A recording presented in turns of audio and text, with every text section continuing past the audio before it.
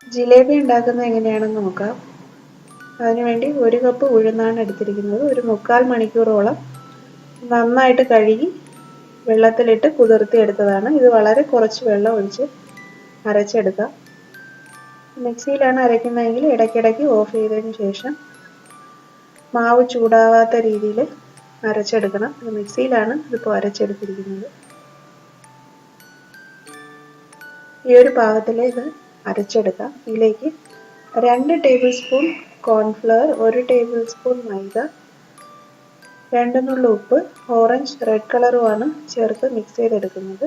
ഇതിലേക്ക് 2 tablespoon cornflour ചേർക്കാം, 1 tablespoon മൈദ, 2 നുള്ളു ഉപ്പ്, ഓറഞ്ച് റെഡ് കളറും ചേർത്ത് കട്ടയില്ലാതെ നന്നായിട്ട് ഇത്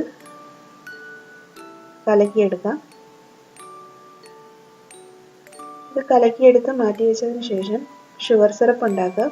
2 കപ്പ് പഞ്ചസാര 3/4 കപ്പ് വെള്ളം ഒഴിച്ച് നന്നായിട്ട് അലിഞ്ഞതിന് ശേഷം അതിലേക്ക് പകുതി നാരങ്ങ നീര് ചേർക്കും, 1/2 ടീസ്പൂൺ ഏലക്കാപ്പൊടി, 1 ടേബിൾ സ്പൂൺ നെയ്യും കൂടെ ചേർത്ത് അത് മാറ്റി വയ്ക്കും.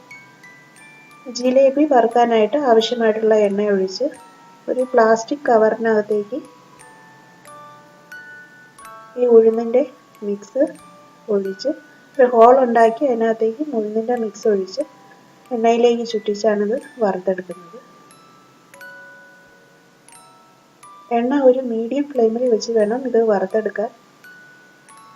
മാവ് അധികം ലൂസാവാനും പാടില്ല, നല്ല കട്ടിയാവാനും പാടില്ല. ഈ ഒരു പാകത്തിന് ഇത് നന്നായിട്ട് കട്ടയില്ലാതെ കലക്കി മാറ്റി വെച്ച് ഷുഗർ സിറപ്പ് തയ്യാറാക്കാനായിട്ട് ഒരു ചട്ടി അടുപ്പത്തേക്ക് വയ്ക്കാം.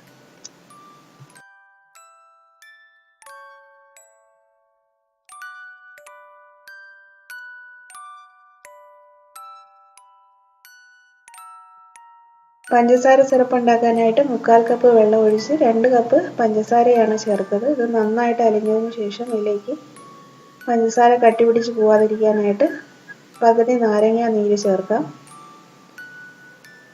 1/2 ടീസ്പൂൺ ഏലക്കാപ്പൊടിയും കൂടെ ചേർത്ത് നന്നായിട്ട് കലക്കി അതിലേക്ക് 1 ടേബിൾ സ്പൂൺ നെയ്യാണ് ചേർക്കുന്നത്. ജിലേബിക്ക് നല്ലൊരു മണവും രുചിയും കിട്ടാൻ വേണ്ടിയിട്ടാണ്. നെയ്യിൻ്റെ ഒരു നല്ലൊരു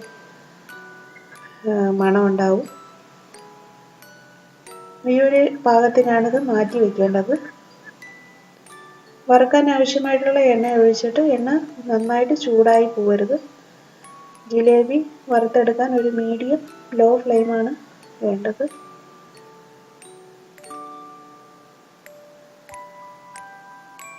ഫ്ലെയിം കുറച്ച് വെച്ച് ഇത് വറുത്തെടുത്ത് പഞ്ചസാര സിറപ്പിലേക്ക് ഇട്ട് കുറച്ച് നേരം ഇട്ട് വെച്ചതിന് ശേഷം പ്ലേറ്റിലേക്ക് മാറ്റി വയ്ക്കുക.